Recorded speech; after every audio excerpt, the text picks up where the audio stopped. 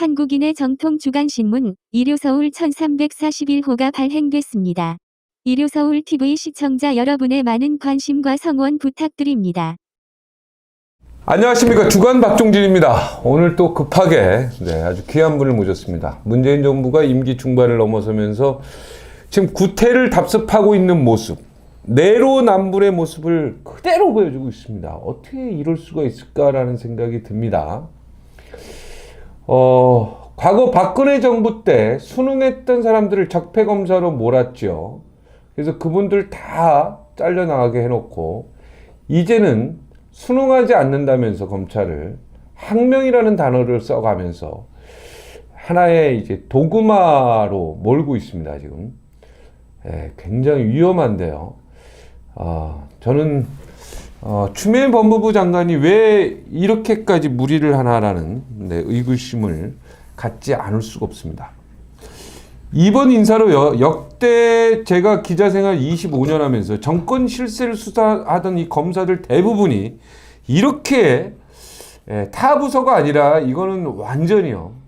물 먹는 자리로 전부 발령이 난 경우는 처음 보는 것 같습니다. 한두 명은 그런 줄 있었지만 이렇게 막 수십 명이요. 이렇게 된 적은 처음인 것 같습니다. 그럼에도 불구하고 현 정부는 높은 지지율을 바탕으로 자신들의 정책을 고수하고 있습니다. 오늘은요, 제가 정말 존경하는, 과거부터 학교 다닐 때부터 존경했는데요. 요즘도 저와 이 이념의 어떤 흐름을 저와 같이 많이 이렇게 하시는 분입니다. 과거에 정교조 만들었을 때 제가 박수 쳤다 그 당시에 지금 정교조 비판하는 것처럼 저도 지금은 우리 선생님하고 똑같은 입장인데 오늘 장기표 국민소리당 창당준비위원장 함께 하셨습니다. 갑자기 막 이렇게 저한테 막 또 전화를 하셨는데 오늘 막 뭘 하고 싶으세요? 오늘 가장 먼저 어떤 주제로? 평소에 우리 박종진 의원 아주 활달한 모습에 대해서 굉장히 정말 닮고 싶은 사람입니다.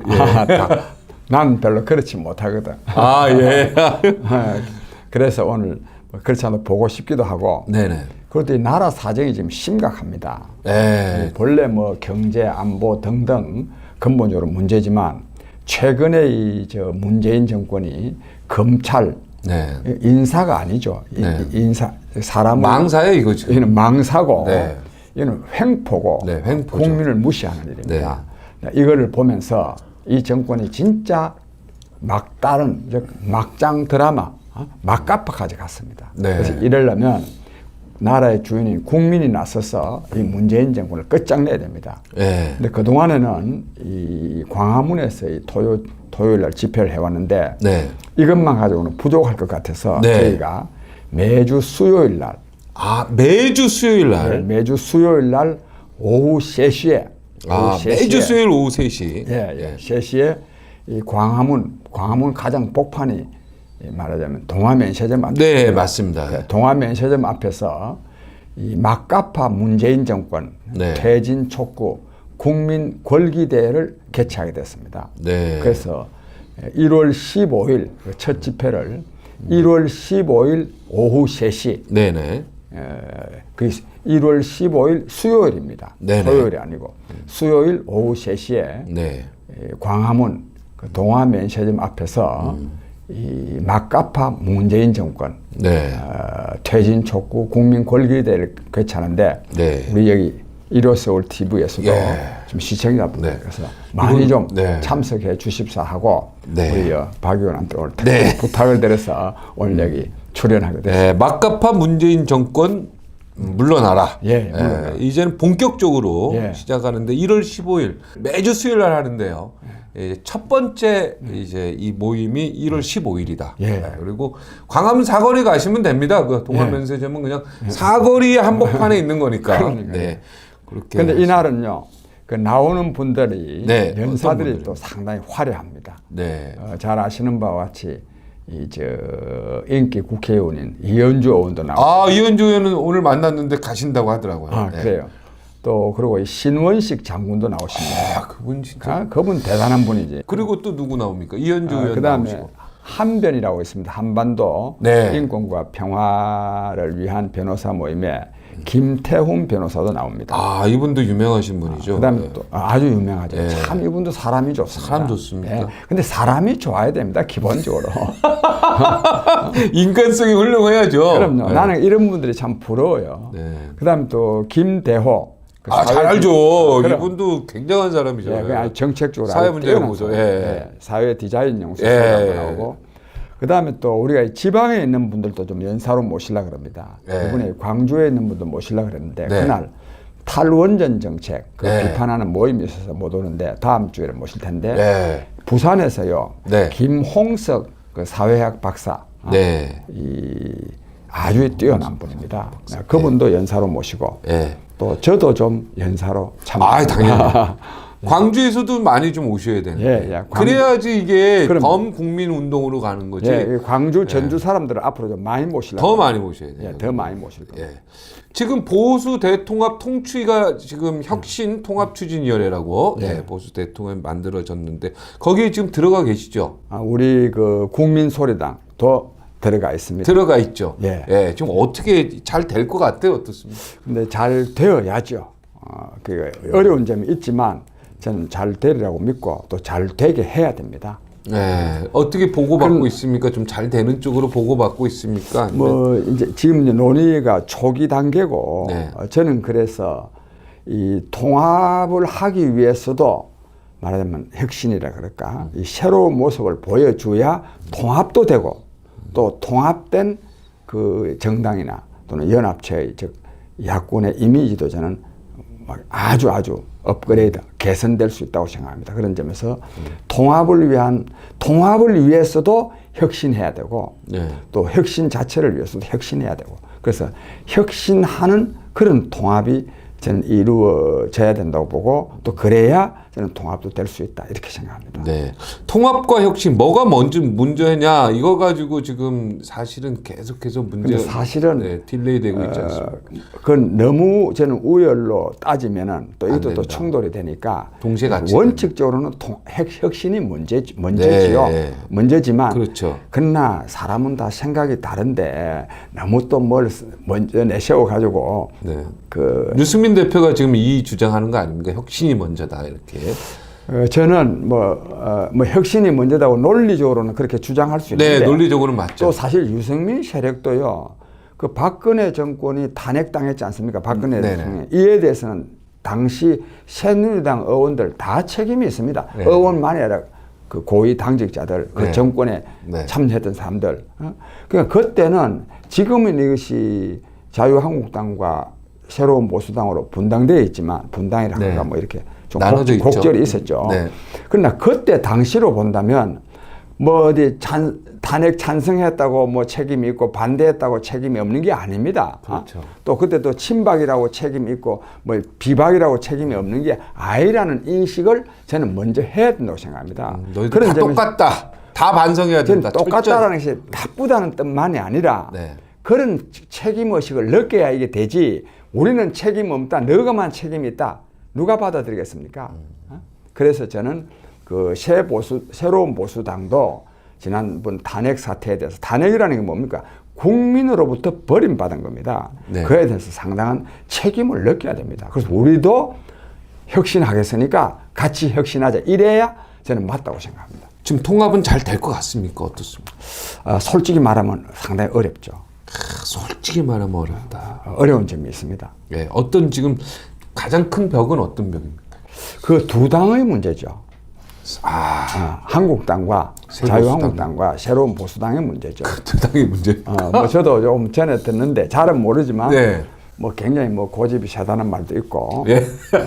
그래서 내가 그런 거를 염두에 두고 아까 내가 말씀드렸습니다. 예. 천하흥망의 필부유책이라는 말이 있거든요. 네네. 뭔가 천하가 흥하고 망하는데 필부 아주 보통 사람 옛날에 지금 농사 짓는 사람들도 다 네. 책임이 있습니다. 우리도 말이죠. 문재인 정권이 지금 나라를 망치고 있는데 이에 대해서 문재인 정권 담당자들만 책임이 있다고 생각하면 안 됩니다. 내 같은 사람한테는 상당히 큰 책임이 있고 일반 국민들한테도 책임이 있음을 느껴야 됩니다. 왜냐면 선거권이 있으니까 다 그럼요. 투표권도 있고. 투표했잖아요 그때. 예. 그러니까 다 책임을 느껴야 되는 그럼요. 거예요. 예. 그리고 박근혜 대통령 탄핵에 대해서도 전 국민이 같이 책임을 느껴야 돼요, 이게. 예. 그래서 저는 그래서 특히 제가 이 문재인 씨 같은 사람이 대통령이 되면 나라 엉망이 된다고 얼마나 외쳤는지 모릅니다. 그런데도 문재인 씨 대통령 만들어 놨잖아요. 대통령 만드는 사람들 책임 있죠. 책임 있죠. 또 문재인이 안 찍은 사람이라고 해서 책임이 없다는 건 아닌데 네. 찍은 사람은 더 책임을 느껴야죠. 네, 찍은 사람은 더 책임. 자, 황교안, 유승민, 안철수, 이현주, 하태경, 우리 장기표 우리 대표님도 그렇고 이 보수를 이끌 리더에 대해서 솔직하게 좀 평을 해주시면 황교안 대표가 이끄는 게 맞습니까? 아니 지금 이게 황교안 대표가 통합 정당의 어떻게 보면 당 대표로 다 추천을 받아서 가느냐 아니면 비대위로 가느냐 이거 가지고도 굉장히 문제가 있거든요 지금. 논란이 저도 있는데. 그런 논란이 있는 걸 알죠. 네, 아는데 제 생각에는 선거가 또 얼마 안 남았는데 네. 저 황교안 대표 체제 한국당은 그대로 선거 때까지 그대로 가고 네. 그리고 또 뭐 황교안 대표도 부족한 점이 많이 있죠. 네네. 그럼 또 부족한 점이 없는 사람은 또 어디 있습니까? 다 부족하죠. 뭐. 그럼 그 다음에 또 황교안 씨가 대표 될 때는 다른 사람들이 황교안 씨보다 훨씬 나은 사람이 있었다면 왜 황교안 씨가 대표로 됐겠습니까? 네. 저는 그런 점에서 더 이상 이 황교안 체제를 흔들지 말고 그냥 그 황교안 씨가 대표로 있더라도 네. 혁신하는 모습을 취하면서 야권이 통합되는 것이 가장 바람직스럽지 않을까 싶습니다. 황교안 대표를 그대로 중심에 두고 예. 우리가 지금 이걸 흔들어서는 전체가 흔들려 버리니까 그렇다고 이게 약간 흔든다고 해서 한 며칠 안에 딱 흔들어 가지고 새로 딱 만들 수 있다면 또 모르는데 시간도 없고. 황교안 씨는 또 저 당 전당대회에서 당원회에서 대표로 뽑히는데 네. 안 물러나겠다 하면 물러나게 할 방법도 없어요. 네. 지금 이 문제 가지고 굉장히 지금 심각하게 지금 이 통추위에서 논의가 되는 거 아니겠습니까? 비대위로 가느냐 마느냐 이게 가지고도 문제가 되는 거예요. 그건 비대위로 가느냐가 아니고 네.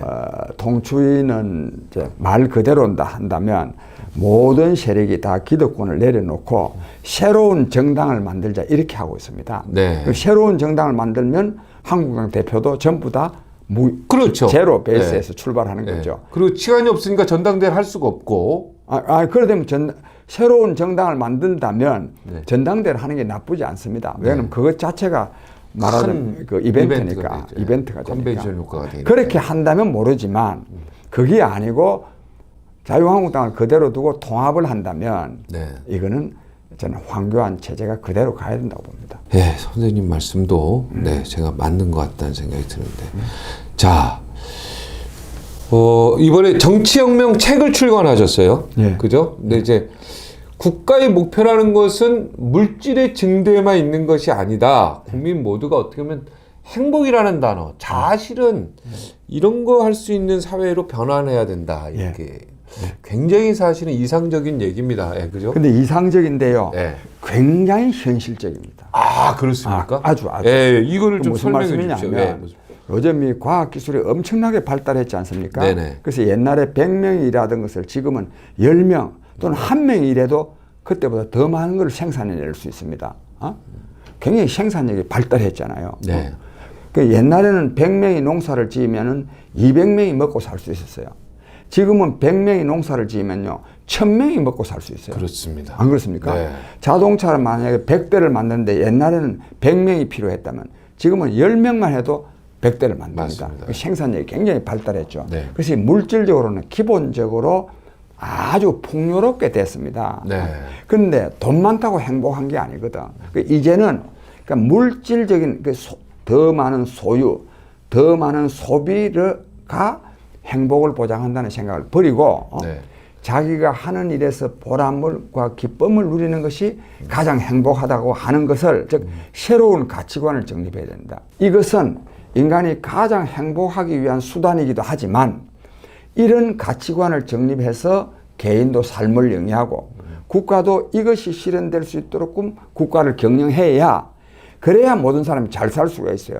그게 아니고 지금까지처럼 더 많은 소유와 더 많은 소비가 마치 행복한 것처럼 하면 사회도 붕괴하고 개개인의 인생도 파탄한다고 저는 봅니다. 그래서 그래서 제가 이 정치혁명 책에는 정치혁명적인 내용도 많이 있지만 그러나 근본적으로 우리가 국가를 경영함에 있어서 이제는 각 국민 개개인이 자아실현할 수 있는 그 속에서 보람과 기쁨을 누릴 수 있는 방향으로 경제체제도 운영하고 또 교육도 운영하고 여러 가지 그렇게 하는 것이 진짜 개인도 행복한 길이고 또 사회도 더 발전시킬 수 있는 길이라는 내용을 적은 겁니다. 구체적으로 교육이라든가 정책이라든가 예를 들어서 요거 하나만 바뀌면 자아실현 국가로 갈 수 있다. 예. 뭐 이런 것들이 있습니까? 예를 들자면 아주 쉬운 거로 요즘은 이 고교 평준화가 문제 아닙니까? 그렇죠. 이 한쪽에서는 이 부의 말하자면 이 교육을 통해서 부의 대물림에서 일어나니까 평준화해야 된다. 네. 또 한쪽에서는 이 글로벌 시대 말하자면 국가 간의 경쟁이 일어나는 시대 전부 다 사실 고교 평준화는 하향 평준화거든요. 네, 맞습니다. 그럼 이 국제사회, 국제 경쟁에서 떨어지면 나라가 망하고 망하는 거 아닙니까? 네. 그래서 양쪽이 다 뭐 일리가 있습니다. 네. 양쪽이 다 일리가 있어요. 일리가 도리가 있는 게 아니고 네, 일리가 있어요. 일리가 있으니까 격렬하게 싸우는 거예요. 나라가 망하는 거지. 그 어떻게 되느냐? 고교 평준화는 없애야 됩니다. 그러니까 모든 사람이 능력을 최고도로 발휘할 수 있도록 해주고 네. 그 능력의 발휘에 따른 성과를 모든 사람이 똑같이는 아니지만 함께 공유할 수 있도록 해야 됩니다. 안 그렇겠어요? 네. 내가 공부를 굉장히 열심히 하고 싶고 잘하고 그래서 좋은 기술을 개발할 수 있는 사람이라면 평준화에 묶어두지 말고 그렇게 하라 이거야. 공부 열심히 해서 기술 개발해서 돈 많이 벌라 이거야. 네. 근데 돈 많이 번 돈을 네 혼자 잘 먹고 잘 산다면 누가 그 동의하겠습니까? 네. 이 돈을 세금으로도 많이 내가지고 국민 전체의 복지 수준을 향상시켜 준다면 다른 사람들이 이 사람이 공부 열심히 해가지고 기술 개발하는 거 싫어할 이유가 없잖아요. 그렇죠. 즉 이런 점에서 이제는 이게 나는 개인적으로는 자아 실현하는 거거든요. 네. 여기는 평준화를 없애고 자아 실현을 하게 해줌으로써 우리 사회 전체가 발전하게 하고 거기에 대한 혜택도 함께 누리게 하는. 지금 현재 그런 방향으로 가는 거 아니겠습니까? 가야 되죠. 근데 네. 이걸 지금 문재인 정권은 이걸 억지로 지금 끌어내리고 있지 않습니까? 그러니까 고교 평준화는 빨리 없애는 게 정답이고요. 저도 그렇게 생각합니다. 네. 왜냐면 이건 뭐 다 같이 섞어 놓으니까 다 같이 공부 안 해요. 다 같이 잘하는 애도 공부 안 하고요. 네. 못하는 애도 공부하는 네. 거예요. 중간치기는 공부하느냐. 중간치기는 잘하는 애도 떠들고 못하는 애도 떠들면 중간치기도 또 공부가 같이 안 떠들죠. 돼요. 네. 공부가 안 돼요. 할 수가 없는 그래서 거예요. 지금 전부 학원에 가서 공부합니다. 그러니까 부모들 돈만 들어가는 거잖아요. 부모들 돈이요. 보통 많이 들어가는 게 아닙니다. 요즘요 중학교에서 고등학교 하나 들어가려 그러면요 사교육비 아니습니까? 학원비가요 최하 50만 원 내지 120만 원. 그러니까 뭐 많이 드는 사람 말할 게 없고. 네, 고교 평준화가 이제 없어지면 사교육이 그만큼 줄어들잖아요. 오히려 줄어집니다. 네, 하는 사람 안 하는 사람 딱 나눠져 그러니까 버리니까. 못하는 사람도 인간답게 살 수 있는 걸 네. 보장해야 된다 이게야. 그렇죠. 그러니까 공부 잘하는 사람을 잘하게 해주고 그 성과를 같이 그 사람들만 독차지하게 할 게 아니라 같이 나눈다. 근데 나누는 게 똑같이 나누는 게 아니라 네. 그 많이 자기가 적정하게. 많이 갖죠. 네. 그 어느 정도 세금을 내 가지고 그래서 사회 보장 제도를 해야 됩니다. 네. 사회 보장 제도를 해서 국민 누구나가 의식주 의료 교육에 대해서는 걱정할 필요가 없도록 만들어주고 그 충분히 가능하거든요. 그렇죠. 그리고 그 위에서 잘하는 사람은 잘해서 뭐 자가용을 10대를 사든지 5대양 6대주에 뭐 별장을 갖고 있든지 그런 걸 용납해야 됩니다. 아니, 어떻게 보면은 세금을 많이 내는 사람한테 박수 쳐야죠. 박수 쳐야지. 고맙죠, 땡큐죠. 그럼요. 아이, 덕분에 저도 예. 많은 혜택 받고 잘 국가로부터 살고 있습니다. 인사해야죠. 그럼요. 진짜요. 그런데 이 정권은 최대 문제는 뭐냐면 시대착오적인 구시대적인 평등이라는 게 본래 진보거든요. 옛날에 그 진보로 간주되던 기계적 평등에 사로잡혀 있습니다. 네. 그게 옳은 줄로 알고 있어요. 전혀 옳지 않습니다. 그래서 자아실현이 중요한 거예요. 이 자아실현은 개개인의 행복을 보장하기 위해서만 필요한 것이 아니라 보세요. 국가를 경영하는 데 있어서도 고교 평준화를 해놓으면 자아실현이 안 되거든요. 네. 그러니까 국가를 경영하는 데 다 엉망이 되는 거죠. 엉망으로 되는 거예요. 그 자아실현하도록 해줘야 되는 거예요. 공부하기 싫은 사람은 안 할 자유도 보장해야 된다. 공부하고 싶은 사람한테는 할 자유를 보장하고 그럼 하기 싫은 사람한테는 너는 그럼 공부 안 했으니까 굶어 죽어라 이렇게 하면 안 된다 이게. 그 사람이 뭔가를 또 딴 게 하는 게 있습니다. 저희 때는 사실은 이런 말 아니면 특수 학교들이 굉장히 많았어요. 그럼요. 덕수상고라든가 뭐 이런 상고, 공고 뭐 다양하게 있었죠. 경기고등학교 뭐 서울고등학교 다 있었지. 네, 공부 잘하는 애들이 또 그쪽으로 또 많이 갔어요. 많이 갔지. 나도 마산공고 나왔잖아요. 아, 그리고 서울대학교 가신 거예요? 마산공고 나와서 서울법대? 아, 대단하신 거네, 진짜. 아, 대단하십니다. 그러니까 그때 공부 잘하는 사람들이 다 그렇게 갔어요. 공고, 상고도 많이 가고 서울대도 가고. 예. 그럼. 예. 그러니까 이게 지금 그때는 평준화가 아니었을 때 얘기거든요. 네. 근데도 우리 그 당시 어떻게 보면은 이런 문제점들이 없었어요. 그죠? 사교육이 이렇게 넘친 적도 없었고. 그래서 이 자립형 사립고를 두어야 됩니다. 있어야죠. 있어야 민족사관교, 상상고 이런 데 더 있어야 돼요. 더 있어야 돼. 왜? 그 공부 잘하는 애들은 그 공부 잘하는 애들끼리 모여서 공부하라 이거야. 네, 서로 경쟁하잖아요, 그러면. 그다음에 더욱이요. 이렇게 하면 어떠냐? 또 돈 많은 사람 있지 않습니까? 나는 돈이 많기 때문에 정말로 내가 생각하는 바람직스러운 교육을 한번 시켜보겠다. 학교를 짓는단 말이에요. 그게 자립형 사립학교예요. 그리고 나는 돈이 많으니까 등록금 내고 가서 공부하겠다 이거야. 사립학교는 전부 다 국영으로 하고 무상교육하고 학교 돈이 있어서 세우고 싶은 사람은 세우고 또 돈 내고 가서 공부하고 싶은 사람은 공부하게 해줘야 됩니다. 그러면 어떻게 되느냐? 국가 교육비가 절약되잖아요. 그렇죠. 많은 사람들이 사교육비로 자기가 참 등록금 내고 하니까 여기 이 공교육도 훨씬 더 충실화할 수 있죠. 공교육에 돈을 쏟아부어야죠. 쏟아부을 수가 있지.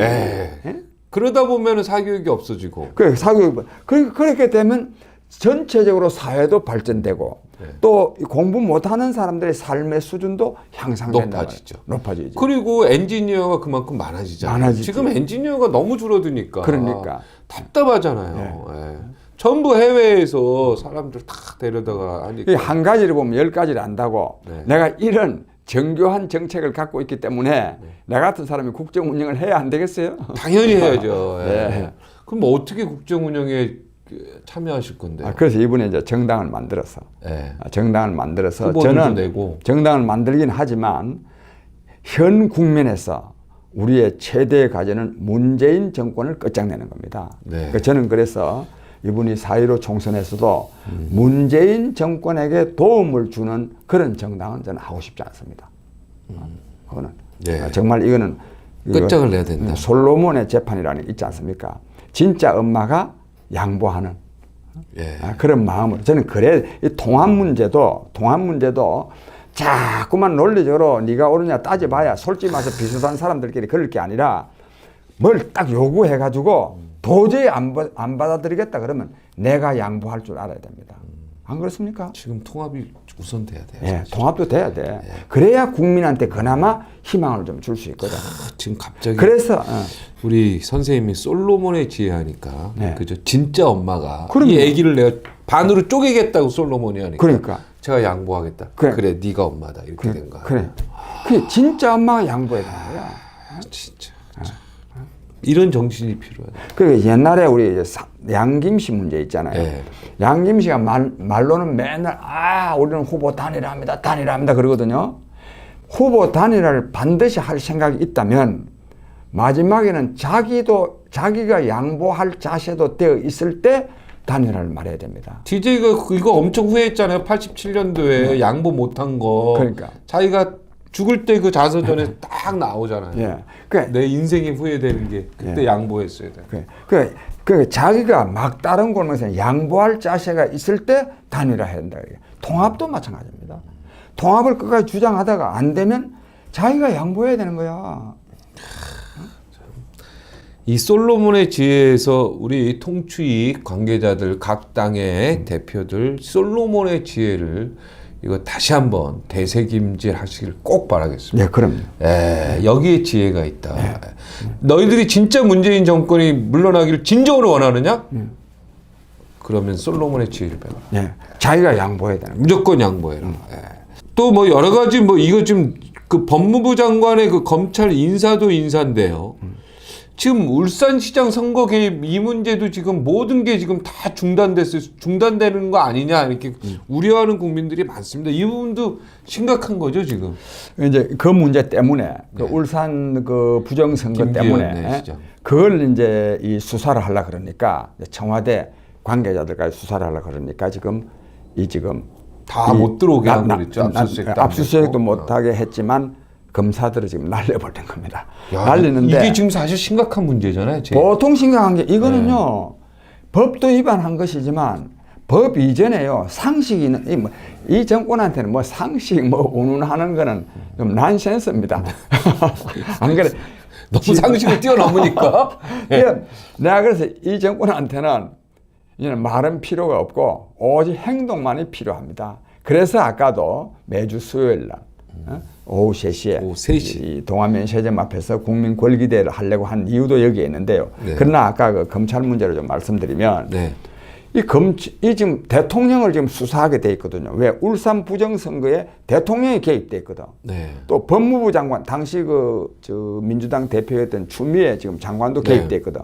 자기들이 개입돼 있으니까 검사들을 쫓아내보는 거야. 즉 대검찰청에는 검찰총장, 차장검사 7명의 부장이 있습니다. 총 9명이 있는데 검찰총장 한 사람 남겨놓고 차장검사까지 전부 다 날려버렸어. 지방으로 때려 보내고. 그래서 제주도까지 보냈어요. 진짜 제주지검장 가셨더라고. 그런데 그거를 두고 자리. 누가 하는 말이 귀양 보냈다 그래요. 귀양. 딱 맞는 말이야. 너무하더라고. 귀양 보낸 거지. 막 부산 고검에 보내고 막 제주지검 그것도 가장 핵심 수사를 그 수사를 하시는 울산시장 선거개발하고 조국 유재수 수사하시는 두 분을 가장 멀리 보내 막 제주도하고 부산에. 근데 이게 귀양이라는 말이 딱 맞아요. 네. 이 문재인 정권이 조선시대의 전제 왕조인 줄로 생각하고 있어요. 그런 행태입니다. 법을 무시하고 국민을 무시하니까. 그래서도 이 정권은 끝장내야 됩니다. 여기다가요, 또 네. 가관인 것은, 네. 진짜 가관인데, 이 추미애 장관이요, 검찰총장에 대해서요, 내 명을 어겼다. 항명했다고 떠들어댑니다. 그러니까요. 이 말이 됩니까, 이거? 검사가 검사 본연의 일 수사를 하는데 위반은 지가 한 겁니다. 즉 검찰총장의 의견을 들어서 인사를 하게 돼 있거든. 네. 30분 전에요. 오라 그러고 명단 보자 그러니까 명단을 보여줘야 의견을 말하는 거 아닙니까? 네. 추미애 장관 자기가 위반한 겁니다. 그런데 그거를 항명했다고 말이에요. 무슨 뭐 징계위원회 해부한다는 뭐 지금 오늘 오다 보니까 뭐 안 한 거다. 이게 그 다음에 또 중요한 문제가 하나 있는데 어제입니까? 그제 이 검찰에서 지금 청와대 압수수색하러 간 거 아닙니까? 네. 그랬더니 뭐 일체의 뭐 범죄 자료를 해서 즉 특정하지 않아서 이거는 안 된다. 보여주기식이다. 정치 쇼다 하면서 지금 이 압수수색을 거부했습니다. 네. 이거는 법에 맞지 않다고 지금 말을 청와대에서 그렇게 말했어요. 이 사람들 웃기는 사람들이에요. 왜 그러냐? 법원에서요 합법적인 영장 청구라고 봐서 영장 청구를 승인한 겁니다. 거기에 내용도 다 들어가 있어요. 내용도 들어 있어요. 그런데 이게 청와대에서요. 청와대가 무슨 사법기관입니까? 이런 자들입니다. 그래서 내가 이 정권에 이거 아니라도 이름을 붙였지만 이 막가파거든. 막가파다. 막가파 정권. 그래서 이거는 나라의 주인인 국민이 많이 나서서 이 정권을 끝장내야 됩니다. 4월 총선 어떻게 보세요?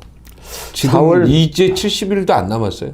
네. 네. 근데 아직도 민주당 지지율은 굉장히 높습니다. 40%가 넘고 자유한국당은 뭐 반 정도밖에 안 돼요. 나는 이 점에 대해서 두 가지로 좀 나누어서 말씀드리고 네네. 싶은데 이 사실 합리적인 추론으로는 네. 이 야권이 이기기가 어렵습니다. 합리적인 추론으로는 왜 그러냐 하면 민주당 지지율은 35% 전후 내지 40%고 고정되어 있죠.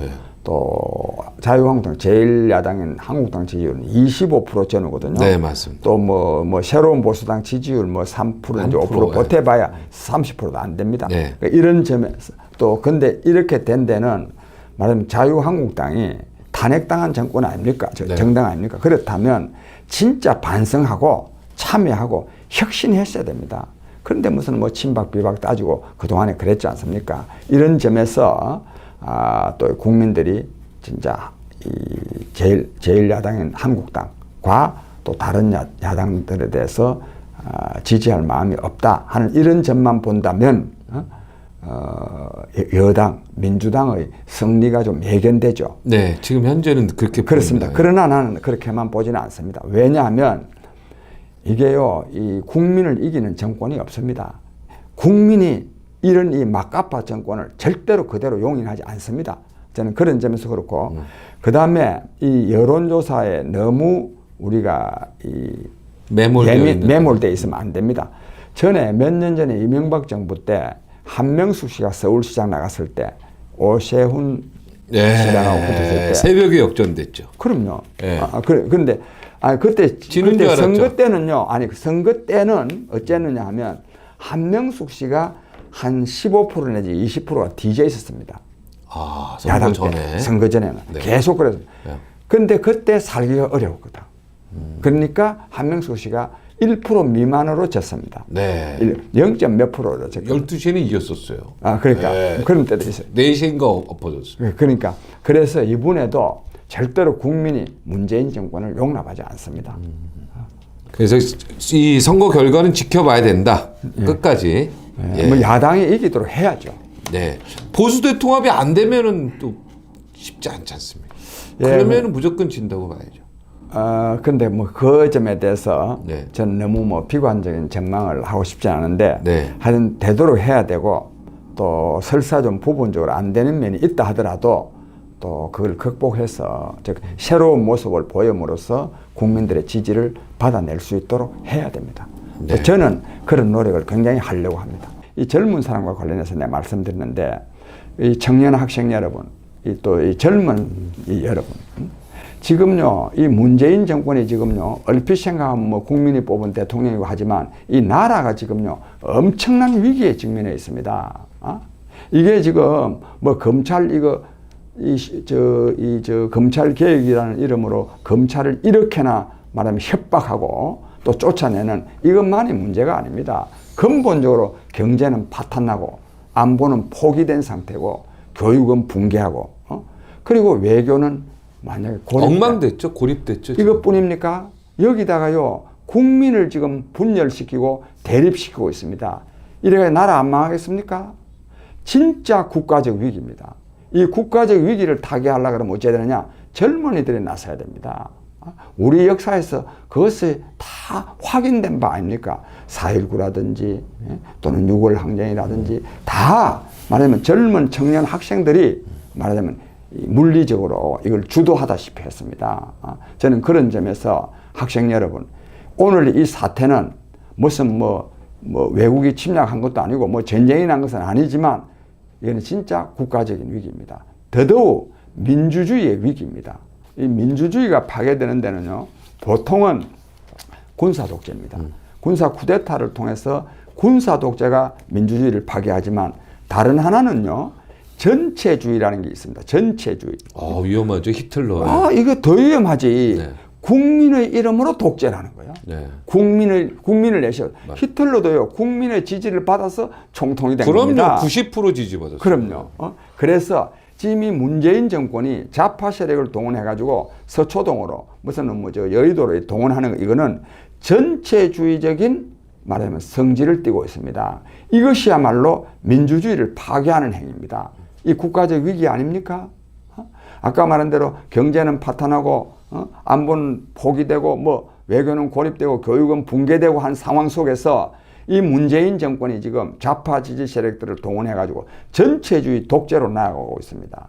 이처럼 큰 국가적 위기가 어디에 있겠습니까? 이 위기를 극복하려고 그러면 학생들이 나서야 됩니다. 대학생들이 나서야 됩니다. 그래서 이 토요 집회가 갖고 있는 많은 한계, 이미지상의 한계 때문에도 저희는 저희 국민의 소리에서는 말하면 수요일 날 집회를 개최합니다. 수요일 날. 3시. 네, 수요일 날 매주 수요일 오후 3시 광화문 동아면세점 앞에서 개최하는데 이렇게 특별히 이게 토요일이 아닌 이날 개최하는 데는 청년 학생들의 청년 학생들이 참여할 수 있는 그런 공간을 말하자면 우리가 만들기 위한 뜻도 있습니다. 제 장기표는 학생 때부터 진짜 열심히 학생운동한 사람 아닙니까? 저는 또 학생 여러분들에게 할 말도 또 많이 있는 사람입니다. 또 나라의 주인은 또 앞으로 이제 학생들이 중요합니다. 그런 점에서 저희가 주최하는 이 광화문 집회 우리가 꼭 뭐 주인 노릇하는 것도 아니에요. 학생들이 집단적으로 좀 참여해서 이 나라 망치는 문재인 정권을 끝장내고 진짜 살만하는 나라를 만드는데 좀 학생들이 큰 역할을 하기를 간절히 바랍니다. 네. 근데 이 학생 때 그 6.29선을 이끌었던 이 정부의 핵심들이 어떻게 대자보를 붙였다고 학생을 경찰이요 이 정부가 기소로 이거 기사 보셨죠 그거? 봤는데 나 웃기지도 않아서 이게 건조물 침입이랍니다. 예. 대학에 아무나 들어가는데 무슨 그건 누가 막고 있어야 침입이지. 예. 막는 사람도 없는데. 아니 학교 당국이 그 당국도 학교 당국이 우리 그 사람들 상관없다. 건조물 침입이라고 나 생각도 안 해. 이게 왜 이게 좀 말 좀 해주세요 이거 나 돌겠어 이것 때문에요. 이 정권은요 말이 필요 없습니다. 대화가 안 돼요. 와 이걸 어떻게 기소하죠? 그러면은 진짜 다 정권자야 지금 이 정부 정권 네. 학생운동권. 저거가 자기들이 전문으로 했던 거 아니야? 그거보다 더 한 거를 한 사람들이지. 전두환 정권도 안 했던 거예요? 대자부 붙였다고 잡아가는 거는. 야 대자부 붙인 걸 제목으로 해서 잡아가는 건 이건 난 진짜 아니다. 건조물 침입이라는 거예요. 건조물. 야 정말 이거 내로남불도 이건 아니잖아요. 너무한다 이거. 이런 내로남불은 있을 수가 없다. 에이. 어디서 학생의 인권을 너희들이 얘기할 수 있냐 이런 짓을 하고. 말 난 김에 이 정권이요 왜 좌파소를 듣느냐 하면 북한에 대한 과도한 정보, 짝사랑, 굴종적 자세를 취하니까 국민들이 볼 때 이 문재인 정권은 북한하고 똑같다.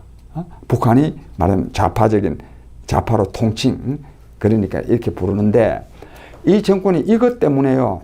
이제 대북 짝사랑, 대북 저자세, 종북 이 성격 때문에 대한민국이요 굉장히 위험합니다. 지금요 앞으로 몇 달 안에요 전쟁 날 가능성이 상당히 있습니다. 아직 전쟁 난다기보다 북한에서 남한에 엄청나게 도발할 가능성이 있습니다. 이 도발이 자칫하면 전쟁으로 발전 안 한다는 보장이 없어요. 그런데 이제 문재인 정권은 이걸 위기를 지금 끄는 역할을 하는 것이 아니라 말은 뭐 한반도 평화의 정책 이렇게 하지만 실제로는 이 위기를 더 격화시키고 있습니다. 전쟁 날 가능성이 있다. 있습니다. 내가 이건 이 문제와 관련해서 자세히 말씀드릴 바가 있는데 그건 오늘 주제가 아니기 때문에 굉장히 정말입니다. 그래도 좀 얘기해 주시죠. 조금요. 이 지금 북한이요, 이 중국 눈치도 안 봅니다. 미국 눈치도 안 봅니다. 한번 이제는 진짜 자주적으로 써보고 싶은 거예요.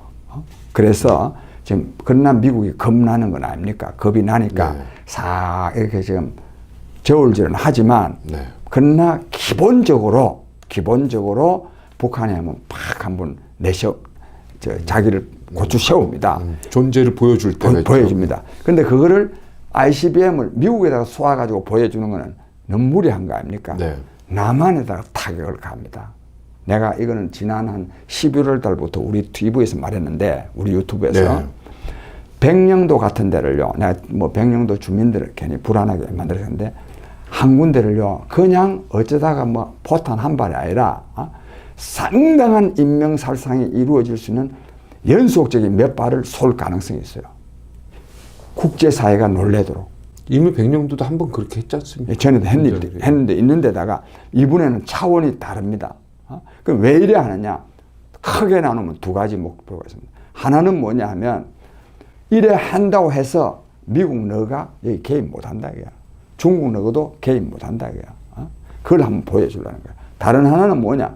한반도에서는 유일한 국가는 조선민주주의 인민공화국 하나뿐이다 이거야. 나만 너희들 내 말 들어. 이거는 있으나 마나한 거다. 너희는 그냥 얻어맞고도 꼼짝 못한다 이거야. 이걸 보여. 그러니까 문재인 정권이 이 점에서요 진짜 멍청하고 반국가적입니다. 남한 그 종북 세력에 대해서요, 북한은 믿지 않습니다. 멍청이라고. 그 사실을 모르는 거 아닙니까? 그걸 남한 종북 세력이 모르지. 모릅니다. 내가 이거는 참말로 진짜 길게 설명해야 되는데, 북한에서는요, 남한 종북 세력들을 때로는요, 굉장히 거추장스럽게 생각합니다. 정말 남한의 이 주사파들은 북한 정권의 생각을 모릅니다. 북한 정권은요, 남한과 대화하고 교류하고 싶지 않습니다. 남한으로부터 지원받고 싶지 않습니다. 근데 이 남한 주사파들은 계속 대화하자, 교류하자 그러거든. 북한으로 하여금 곤혹스럽게 만들거든. 그러니까 남북은 소설인가 거기서 보면은 내려와가지고 인정 안 하잖아요. 여기서 네. 공산주의자들, 야, 니들 뭐 하는 애들이야? 그래. 아예 무시해버리잖아요. 남한의 이 주사파들의 이 친북 성향에 대해서 북한 정권이 좋아할 때도 있지만 별로 좋아하지도 않습니다. 거북살스러운 거에 스토킹이거든, 이거는. 그걸 남한 주사파는 모릅니다. 멍청한 거 아니면 정말 더 똑똑한 것 같은 생각이 드는데. 문재인 정권의 이러한 종북, 대북, 짝사랑, 굴종적인 자세가 한반도에 엄청난 위기를 초래하고 있다는 점에서 정말 이는 보통 심각한 문제가 아닙니다. 명심해야 된다. 네. 그래서 이 정권을 끝장내야 됩니다. 끝장내지 않으면요, 우리가 전쟁을 피하기가 어려워질 수 있습니다. 이걸 막으려고 하면 어찌해야 되느냐? 남한 정권이요, 진짜 군사력도 강화하고 북한에 대해서 엄중하게 공격해야 됩니다. 만약에 한 발 쏘면 우리는 10발이다. 이걸 확실히 보여줘야 되는 거예요. 그래야 북한의 도발을 막고 전쟁을 막을 수가 있습니다. 정말로 북한에 대해서 정말 단호하게 대처할 수 있는 정권이 나와야 됩니다. 국민 여러분, 경제도 문제고 교육도 문제고 외교도 문제지만 가장 큰 문제는 국가 안보입니다. 다른 거는 좀 어렵지만 국가 안보는 이게 잘못되면 이건 그냥 한 방에 다 날아가는 거 아닙니까? 이것 때문에도 문재인 정권은 끝내야 됩니다. 문재인 정권은 말로는 맨날 남북 평화 정착, 평화 경제 운운하는데 이런 말들이 전부 다 남북 관계를 격화시키고 북한의 도발을 자초하는 것입니다. 이것이야말로 전쟁의 원인이 되는 것입니다. 선거가 중요한 게 아니라 이게 좀 나라 안보가 지금. 정말입니다. 그러니까 그게 걱정이 되는 거예요. 예, 선거 걱정입니다. 우리 국내 사건인데 이 안보가 돼가지고 많이 그런 사태하면 바로 전쟁으로 들어가는데요. 내가요, 되도록이면 내가 정치를 하는 사람으로서 네. 그리고 또 확실하지 않은 일에 세상에 이 국민들에게요, 이 전쟁 공포를 갖게 하는 것은 굉장히 옳지 않습니다. 저도 그래서 되도록이면 이런 말은 안 하려고 그럽니다. 그런데 굉장히 임박해 있다는 것을 직시해야 됩니다. 정치인들이 정신을 바짝 차려야 되네요. 여야구 할 것 없이. 예. 만약에 이렇게 돼서 만약에 전쟁으로 만약에 혹시나 들어가게 되면 누가 책임질 겁니까, 이 나라? 아니 뭐 임진왜란이 왜 일어났습니까? 그럼요. 우리가 마음 푹 놓고 평화 200년 평화 시대에 바보 같은 선조가 대비 안 해서 일어난 거 아닙니까? 그럼요. 진짜 진비록이 필요한 때입니다. 네. 우리도 평화를 너무 그동안 오랫동안 70년 동안 지금 평화롭게 살아가서 예. 우리 같은 경우는 전쟁을 경험하지 못한 세대 아닙니까? 그럼요. 그러다 보니까 이게 감각이 없단 말이에요. 평화를 원하거든 전쟁을 준비하라는 겁니다. 평화를. 진짜 우리는 평화로워야 되죠. 전쟁하면 안 되죠.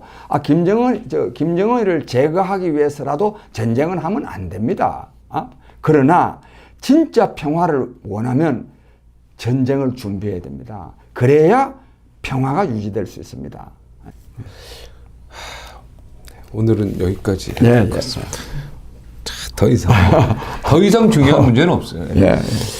15일 수요일 오후 3시. 예. 매주 수요일 오후 3시. 예. 특히 이번 1월 15일 수요일 오후 3시 네. 광화문 동아면세점 앞에서 네. 막가파 문재인 정권 퇴진 촉구 국민 걸기대회가 있습니다. 우리 여기 1호 서울 네. TV의 시청자 여러분 많이 좀 참석해 주시기 간절히 소망합니다. 네. 정말 학식도 높고 덕망도 높으신 우리 장기표 선생님이 이렇게 참 광화문까지 나선다고 하시니 참 얼마나 지금 이 나라가 위기에 처했는지 몸으로 느끼는 것 같습니다. 저희는 끝까지 방송국을 지키도록 하겠습니다. 여기서 마치겠습니다. 고맙습니다. 고맙습니다.